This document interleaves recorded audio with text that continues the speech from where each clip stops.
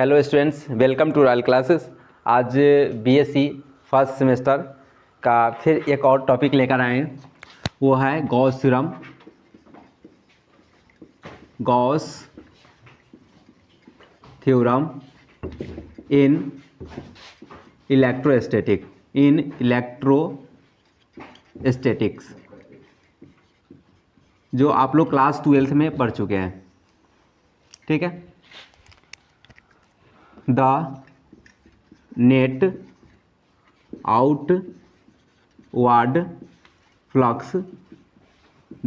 Outward flux present in closed surface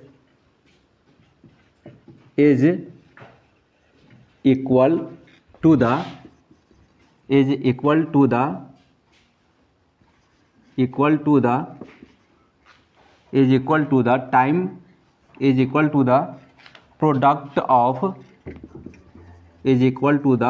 product of 1/E naught time to the present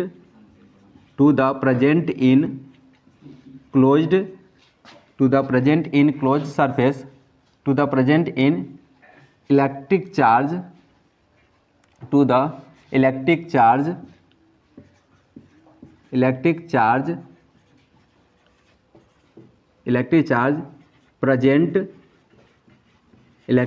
present in closed surface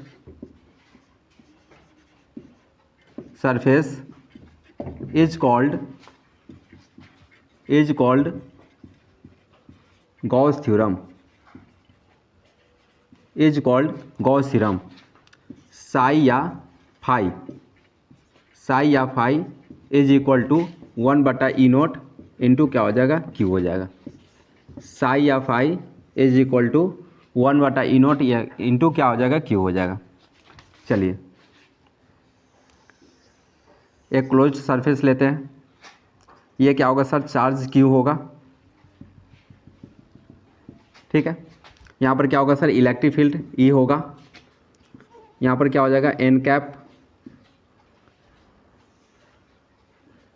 ये क्या होगा sir, closed surface, मतलब DS या DA भी लिख सकते हैं।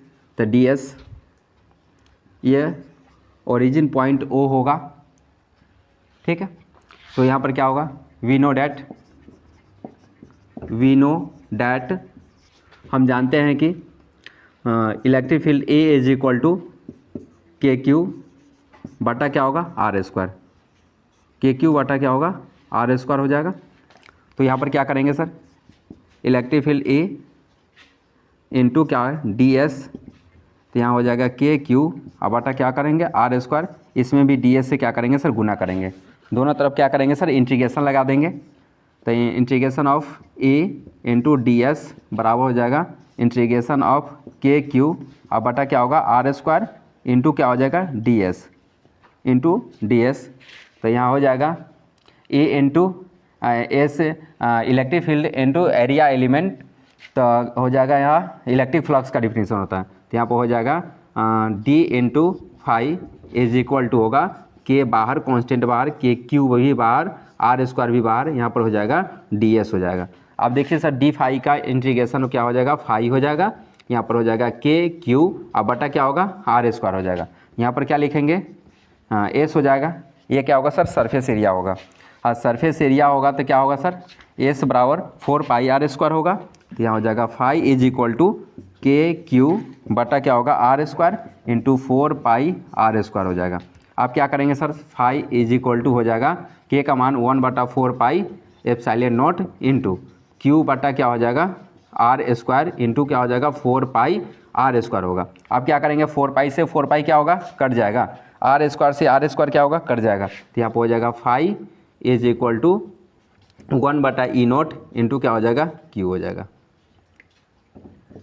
यही सर क्या है sir, Gauss theorem in electrostatic form में है। अब इसका सर डिफरेंशियल फॉर्म में नेक्स्ट पार्ट में करेंगे। तो पहले आप क्या करेंगे sir, Gauss theorem in electrostatics. Exam में ये 5 नंबर में इस बार आया हुआ है, 5 मार्क्स में ये क्वेश्चन आया हुआ है। आप करेंगे इससे, इसको अच्छा से आप प्रूव कर लेंगे। हो सकता है आपको electrostatic, electric charge and field उसमें पढ़ाएंगे, तो इस उसमें सेम मेथड से, यही मेथड से आपको क्या करना है सर, सिद्ध करना है। तो देख लीजिए sir, the net outward flux present in close surface is equal to the product of 1/E0 time to the electric charge. Electric charge मतलब Q, electric charge present in क्या होगा sir, close surface, is called क्या कहलाएगा, Gauss theorem. तो साई या phi, आप phi भी लिख सकते हो या साई भी लिख सकते हो। तो phi is equal to 1/E0 into Q. Be know that the electric field का फॉर्मूला होगा E is equal to KQ बटा क्या होगा सर, R²। आप क्या करेंगे सर, यहाँ पर DS से गुना करेंगे, इधर भी DS से क्या करेंगे, गुना कर देंगे। तब क्या होगा सर, यहाँ पर इंटीग्रेशन लगा देंगे, तो electric field A into DS। अब यहाँ पर A भी लिख सकते हैं, S के जगह पर क्या लिख सकते हैं, A भी लिख सकते हैं। कहीं कहीं पर है ना DA हम लोग यूज करते हैं, तो A का मतलब होता है एरिया एलिमेंट, एरिया के लिए, ठीक है। तो यहाँ पर भी सरफेस के लिए हम लोग ये यूज कर रहे हैं, तो ये S होगा, DS होगा, यहाँ पर DS, इसमें से ये सभी कांस्टेंट टर्म क्या होगा सर, बाहर हो जाएगा। तो यहाँ पर क्या होगा देखिए, इलेक्ट्रिक फ्लक्स का हम लोग है ना सर डिफिनीशन पढ़े हैं। इलेक्ट्रिक फ्लक्स मतलब phi is equal to E into A, या यहाँ पर E भी लिख सकते हैं, phi into E into S लिख सकते हैं इसके जगह पर। तो यहाँ पर क्या होगा, electric field the dot product of electric field and area element is equal क्या कहलाएगा सर, इलेक्ट्रिक फ्लक्स हो जाएगा। तो यहाँ पर क्या EA या ES के जगह पर हम लोग क्या लिख सकते हैं, फाई लिख सकते हैं। तो यहाँ पर देखिए E इंटू एस है, तो इसके जगह पर क्या लिखे, फाई लिखते हैं, D का D हो जाएगा। KQ बटा क्या होगा, R², इंटीग्रेशन ऑफ क्या होगा, DS का इंटीग्रेशन क्या होगा, S हो जाएगा। यहाँ पर क्या होगा, फाई, तो phi is equal to KQ बटा क्या होगा, R²। आप क्या करेंगे सर, K का मान रख देंगे, तो K का मान क्या होगा, 1/4 एप्सिलॉन नॉट हो जाएगा। यहाँ पर R² है तो R² होगा ही, यहाँ पर Q है तो यहाँ पर Q होगा। यहाँ पर S के लिए क्या होगा सर, 4πr² होगा, 4π से 4π कट जाएगा, R² से R² कट जाएगा। तो यहाँ पर क्या होगा, phi is equal to 1/E0 into क्या हो जाएगा, Q। यही गॉस थ्योरम प्रूव होगा, ठीक है, ओके। अब हम लोग पढ़ेंगे application of Gauss theorem. Application of Gauss theorem, तो sir application of Gauss theorem के लिए क्या होगा सर, आउटसाइड के लिए का, एट द सरफेस के लिए होगा, और क्या होगा सर, इनसाइड के लिए होगा। तो तीनों कंडीशन में हम लोग क्या करेंगे सर, एप्लीकेशन को प्रूव करेंगे, ठीक है। तो यहाँ पर क्या होगा सर, एक नंबर होगा application, first number field at outside of the shell के लिए, ठीक है ना, outside of the shell, field at outside of the shell. तब यहाँ पर देखिए sir, outside of the shell, ठीक है। ये क्या होगा सर, इलेक्ट्रिक फील्ड E होगा, इलेक्ट्रिक फील्ड क्या होगा सर, E होगा। ये क्या होगा, R होगा, ये R होगा, यहाँ O होगा, ठीक है। तो यहाँ पर क्या होगा सर, R कैप हो जाएगा।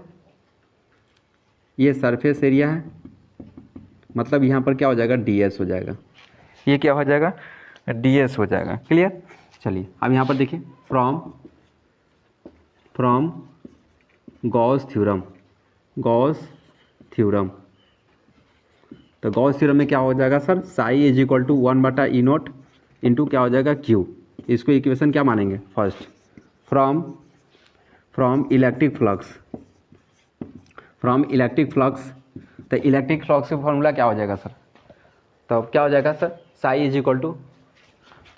इक्वल टू E इंटू क्या हो जाएगा सर, A। इसको इक्वेशन क्या मानेंगे, सेकेंड। अब क्या लिखेंगे सर, समीकरण 1 और 2 को क्या करेंगे, बराबर कर देंगे। तो यहाँ पर लिखेंगे from equation first and second we have, तो यहाँ पर क्या हो जाएगा सर, E इंटू A बराबर हो जाएगा 1/E0 इंटू क्या हो जाएगा, Q हो जाएगा, ठीक है। अब यहाँ हो जाएगा E इज इक्वल टू क्या हो जाएगा, 1/E0 इंटू Q बटा क्या हो जाएगा, A मतलब एरिया मतलब क्या हो जाएगा, यहाँ पर 4πr² होगा। तो यहाँ पर क्या होगा sir, E is equal to हो जाएगा 1/4π E0 इंटू Q बटा क्या हो जाएगा, 4πr² हो जाएगा, ये ना होगा। तो यहाँ पर क्या लिख सकते हैं, तो E is equal to 1/4π epsilon naught into Q बटा क्या हो जाएगा यहाँ पर आर स्क्वायर होगा। यही ना, देखिए ना सर, ए का ई होगा 1/4 पाई, यहाँ पर देखिए 4 पाई को इधर कर लेंगे तो 1/4 pi epsilon naught into Q बटा क्या होगा सर आर स्क्वायर होगा। तो आप क्या लिख सकते हैं इसको, इतना के जगह पर के लिख सकते हैं, तो E is equal to K Q बटा क्या हो जाएगा सर आर स्क्वायर। लीजिए सर, आउटसाइड के लिए क्या फॉर्मूला निकला sir, E is equal to K Q बटा क्या होगा सर आर स्क्वायर। यही क्या होगा सर यहाँ पर आंसर हो गया। आप क्या करेंगे sir, at the surface of the shell के लिए, at the surface of the shell के लिए, ठीक है, फटाफट नोट कीजिए सर।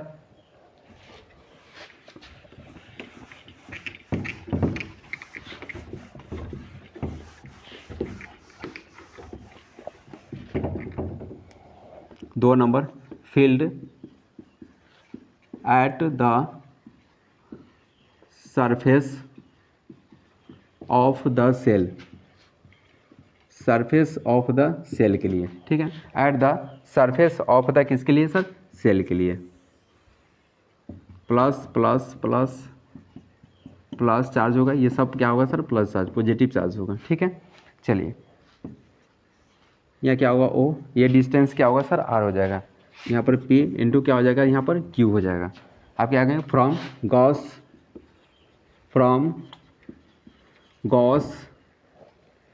गॉस थ्योरम,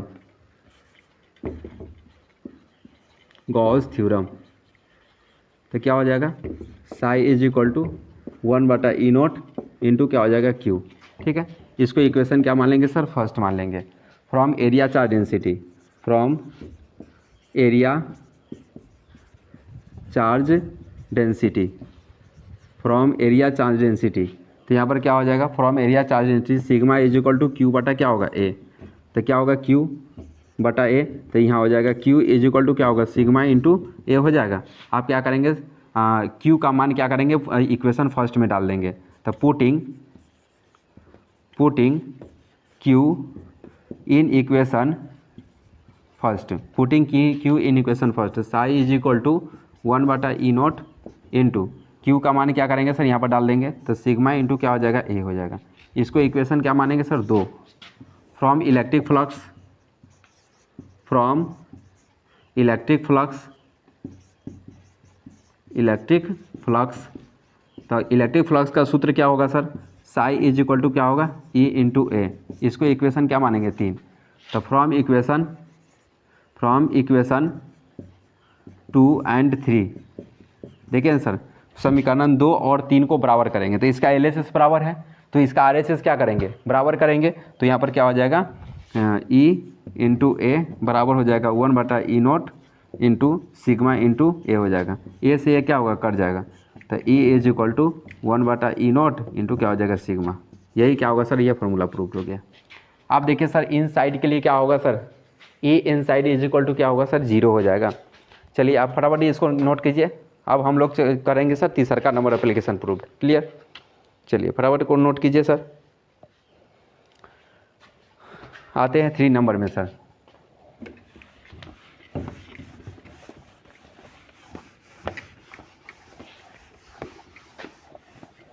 चलिए तीसरा नंबर में क्या है sir, field at inside of the cell,